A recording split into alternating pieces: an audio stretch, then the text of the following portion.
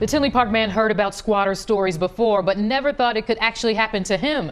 So he called us and we got right on this case. Stephen Brill was excited to sell this Tinley Park home that he purchased and renovated earlier this year. I put the house on the market Monday evening, and then yesterday at 4 p.m. an agent went to go show the house for a showing. During that showing, he says the real estate agent discovered the lockbox had been broken and a family of 4 with 2 dogs was living inside. The property owner says he showed up with police that same day.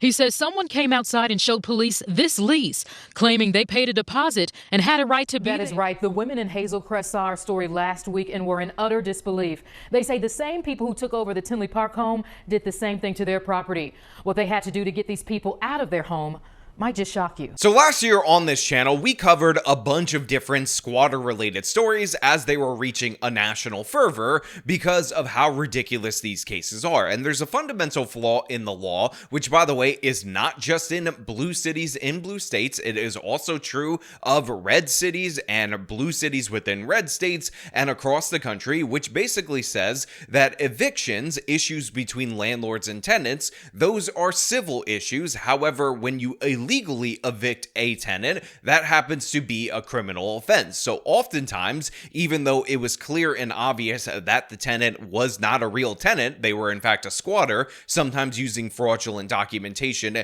in order to squat in a specific property, what ended up happening was if the landlord or homeowner decided to remove said squatter, they would be arrested and of course the criminal would be restored. Now, of course, New York City took this so over the top and made it so ridiculous that what ultimately ended up happening was even if you caught a squatter within a week of them staying there, after 30 days, their tenant rights or squatter's rights would attach and then you would be totally screwed over. But the thing is, you would still have to bring them to court in order to get them out, but you couldn't get an appointment for 2 months. But she's been locked out. She claims squatters moved in on February 6th and refused to leave. What's it like being here knowing you can't go inside of your own home? It's enraging. It really is. In New York, squatters have rights after 30 days. By the time that someone does their investigation and they do their work and their job, will be well over the 30 days, and this man will have stolen my home. So what we saw time and time again were people detecting the person who broke into their property, who broke into their home, only to discover that they had a document that said that they lived there longer than 30 days, even though they've been there for a week, but it couldn't get adjudicated until 60 days, and by the time it was being reviewed by the court, guess what? They would still have those rights regardless of whether or not their original documents were deemed to be fraudulent. And this, of course, led to disaster across the city of New York, but make no mistake about it, these problems are still happening. In fact, we're going to highlight a serial squatter in the city of Chicago, but before we do, I want to thank everybody who supports this channel via actualjusticewarrior.com/join. Give me the money. Give me the money. Okay? These 2 ladies are business partners. They own this house in Hazel Crest, which they were hoping to sell this month. But last week, they got a call from a realtor informing them a group of people with 2 dogs moved into their home. Am I being punked?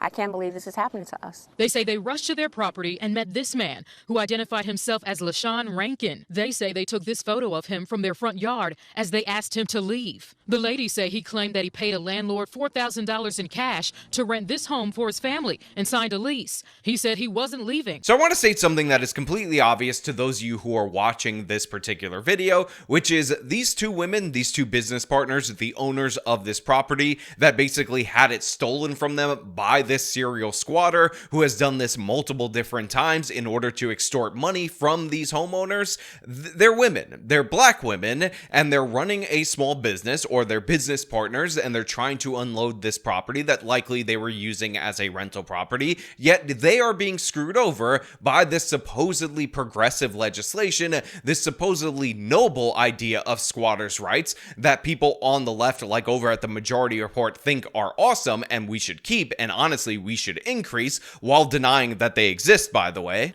There's no actual squatters' rights in New York, at least. There should be, but to the extent they exist anywhere, it's because the alternative is brutality that people actually can't fathom, even in bygone years. That's why squatters' laws exist in England or whatever. It's because otherwise you just can't. Because we're so used to enforcing, like, bending society towards the capitalist needs now that we can't even fathom how these sorts of rights could have ever been enshrined for people that just need shelter. But this is the impact of that disconnected progressivism. This is the impact of those luxury beliefs, which is ordinary people who may have one or two properties that they're making income off of, or a partnership like these two women have, getting screwed over by these extortionists who do this time and time again. And again, as we've documented on this channel, in this particular case, it's a business that they're running, but in other cases, it wasn't a business. That Latina woman who was arrested in her own property in New York City, she inherited the home from her parents who died, and then you had somebody who broke in, started modifying the property, and was demanding tens of thousands of dollars from that woman, from the homeowner, from the woman who has to deal with her parents passing away and what she's going to do with this home, trying to sell it to another buyer, and she ended up being screwed over and arrested on top of that. Now, of course, luckily that ended up leading to a conviction, but in this particular case, the obvious thing ended up occurring. So the ladies called the police. They told us that this is a civil matter. It is absolutely nothing that they can do. They showed them a lease with their name on it. How do we know that they're not being scammed? This is such an annoying response from the police, but make no mistake about it, this is the response that the left-wing progressives, the limousine liberals, champagne socialists, whatever you want to call them, the people with the luxury belief that squatting is no big deal at all whatsoever, want to happen. They want the police to be completely powerless to adjudicate this. And by the way, the explanation that you have no idea if they're being scammed, to me, is totally insufficient as a recourse for the property owner, because regardless of whether or not they signed this agreement with a property management company that was scamming them, that should not be on the property owner's fault. They should not have to deal with it. They should not have to pay the cost with it. But of course, obviously, this is a fraudulent lease agreement. Obviously, this is a forged document, and we are going to discover that not only was this so obviously a forged document that it could make the local news media, but even the local district attorney realized, oh, wait a minute, this guy has been in multiple different instances of this same situation with the same default document. And eventually, the good news in this particular story is that after all the attention that this criminal ended up getting, he was ultimately arrested for the crimes that he was committing. Now, of course, it's alleged he hasn't been convicted at this moment in time, but the same person supposedly has been scammed repeatedly by all these different property management companies every time he decides to rent an apartment, to the point where they could do local news segments on it. Multiple different people will call in and say, no, he did the exact same thing to me. It seems like, as of right now, he did in fact do the crime, but it is alleged because he has yet to be convicted. The ladies learned their only recourse was to evict them, which could take months. They say the people inside asked them for money to leave. And after negotiating, the ladies had them sign a cash for key agreement and gave them $2,700 to vacate. I did not want to pay. I wanted to call their bluff. I thought that if we actually went the legal route of eviction, I felt like eventually they would have given in. However, I did know that they would have longer access to the house and we could lose potential buyers. So again, this is the unfortunate result of these squatting schemes. What ultimately ends up happening is that these people take advantage of the fact that the police view this as a civil matter. They don't want to intervene in these particular cases. And then ultimately, they end up offering them a middle ground because they're like, hey, look, the eviction process, I don't know how I would know this as a random person who is just being scammed by a property manager, wink, wink, but the eviction process will take way too long. It's going to cost you so much money in order to evict us, but we are willing to meet in the middle, as it said in the text message, and take a cash for keys agreement where you pay us money and we'll move along and it's no big deal. And again, all of the pressure is on the homeowner because it's not like these people have any money on their own. It's not like you're going to be able to sue them for the damage that they inflict to your property. Essentially, you are negotiating against a terrorist that took your home hostage, and they are going to destroy the property in order to get what they want. So it ends up becoming more cost effective for you to pay them. And that's exactly what these two women who were in a business partnership ended up doing. A couple days later, the ladies saw our story about a man in Tinley Park who claimed squatters had moved into his house and refused to leave. And I see a dog come out, and I see this young gentleman walking the dog. I see the coat. I said, oh my God, oh my God, oh my God, this is them, this is them. Now, of course, whenever you give in to a criminal, whenever you reward them for criminal behavior, they end up doing it again. So a couple of days later, and by the way, this was in a news segment that was actually shot a week prior to these women coming forward, but in continuity, it was after, they ended up in another person's home running the same exact scam, running the same exact scheme, and these women ended up recognizing the man with the dogs and the jacket and all of that as the same perpetrator, to which they ended up trying to contact the local news, contact the police to explain that they fell for this scam. Even though they knew it was a scam, they just paid to get out of it as fast as possible, and this other person was being victimized. By the way, this is an actual community coming together. These two women end up seeing another person suffering, another person facing a similar situation that they were in, and they decide to step forward, and their combined efforts ultimately ended up leading to a good outcome that we'll discuss at the end of the video. But as of right now, let's just go into what happened at the other property, the Tinley property. Take a look at the Tinley Park lease and the Hazelcrest lease.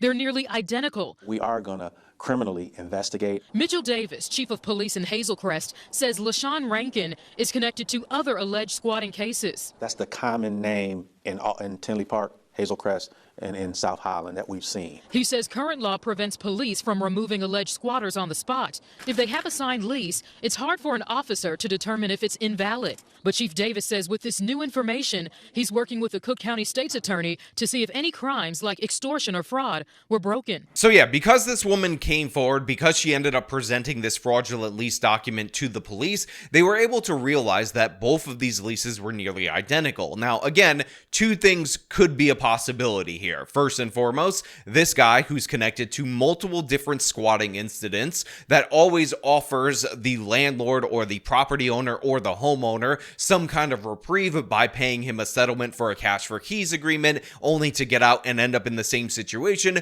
could just be consistently scammed by the same property management company that is so unethical because, oh my God, isn't it sad that they're trying to make money off of housing, trying to make money off of renting? What a scumbag. Landlords are so bad. Oh my God. Oh, what are we going to do about the landlords? Or, and just hear me out, just let me spitball a little bit for you guys out there in the audience. It could be that this guy is scamming all these different people, that he's not stumbling into this situation time and time again inadvertently. It's not a coincidence that he's getting the same exact fake looking agreements from the same exact fake property management company. In reality, what is actually going on here is that this individual is scamming all these different various people. And the reason that he pushes so quickly in order to settle this is so that he can get the cash and move on, because he's hoping that these different various property owners will be none the wiser. Again, I'm just throwing it out there. I could be a tinfoil hat conspiracy nut on this particular regard. He could be the dumbest person in the United States of America.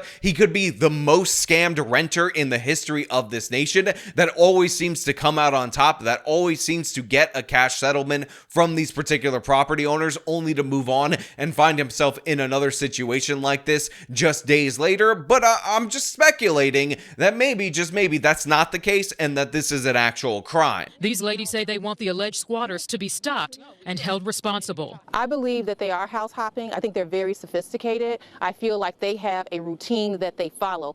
When the ladies finally got their property back, they say it smelled of marijuana and there was trash everywhere, so they had to pay to get it cleaned.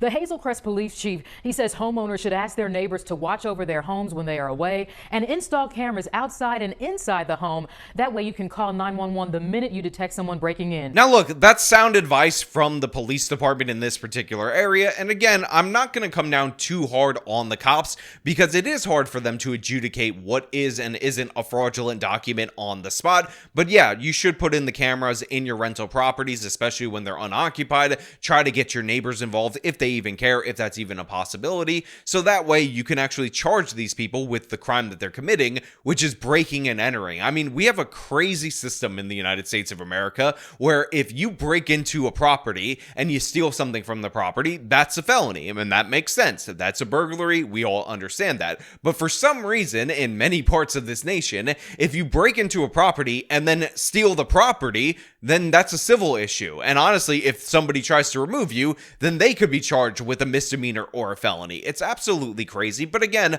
I promised you a good end to this story. I promised you a good twist, and that is the fact that this serial squatter was finally arrested. LaShawn Rankin is a name that has come up in 3 alleged squatting cases, and we are now learning the Chicago man has been charged with residential burglary and forgery. That's 2 felonies. Police say they caught Rankin moving into a home in Evergreen Park that was on the market to be sold. Officials also say he knowingly made a fraudulent lease agreement for that same Evergreen Park property with the intent to defraud the property owner. Yes, finally, LaShawn Rankin has been held accountable. They caught him doing it yet again, moving into another property, forging another document, of course, all in an attempt to extort the property owner because that home was on the market and he knew that he could take advantage of that situation.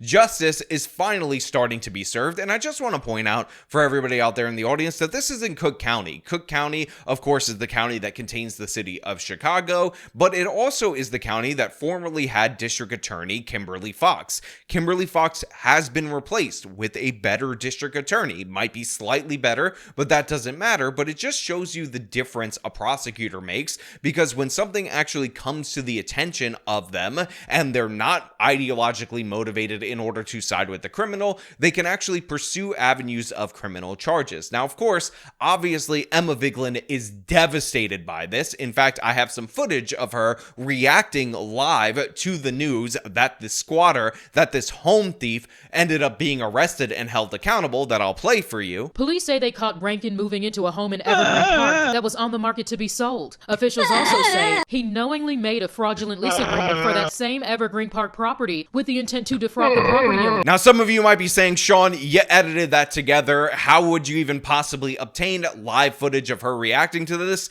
But trust me, guys, trust me, that happens to be the case. She was very devastated, but all of us in the normal, sane, rational world understand that this is a good outcome and that these people should be punished. They're scammers, they're fraudsters, and they make society worse. And again, if you remember in the previous story, it's not like they move in and then just take the money and go. They trash the place, costing the homeowner additional money because these people are scumbags through and through. They're not victims of society, they are predators in society. And was arrested. This week, the ABC 7i team reported that Rankin was being looked into for alleged squatting in Tinley Park, Hazel Crest, and South Holland. But in a text message, Rankin denies any wrongdoing, saying in part, quote, "I haven't committed any crimes against anyone, and I have not extorted anyone. The realtors and property managers are the ones who rented to me without the owners having knowledge and act like they don't know what's going on. I have not forced entry at all. I am not a criminal. I paid my money to rent, and they gave me keys and lease. It's not my fault your property managers and agents are frauds." So look, I wanted to play that text message for you guys out there in the audience because you might have thought I was joking about this guy actually coming up with the defense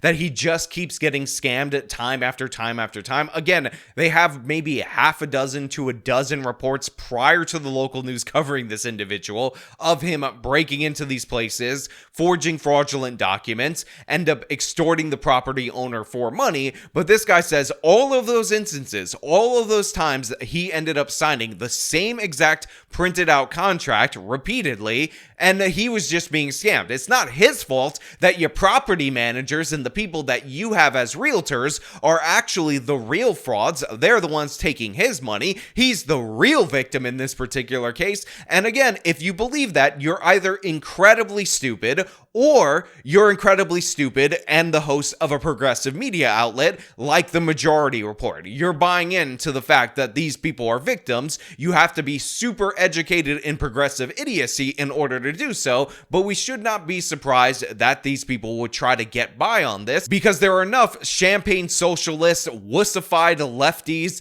in order to enable this kind of behavior. But of course, I want to know what you guys think about all this down in the comments below. Is LaShawn an innocent Baba Angel Aladdin who's just being scammed by these property managers, by these landlords who are the real leeches on our society? Or is he in fact what he appears to be, a perpetrator, a criminal, a thug, a brute who deserves to be sent to prison for his actions. Now again, innocent until proven guilty, allegedly, but I just don't buy into the idea that he was scammed by property managers and realtors 27 times repeatedly with the same exact documentation, and he constantly got a payout each and every time, and he's still the victim. I'm just saying that's just my speculation right there, but it is alleged. Again, let me know all your thoughts down in the comments below. As per usual, if you like this video, then show me by leaving a like, subscribe for more content, follow me on my social medias, support me via the support links in the description of this video. This has been me talking about the madness of these serial squatters.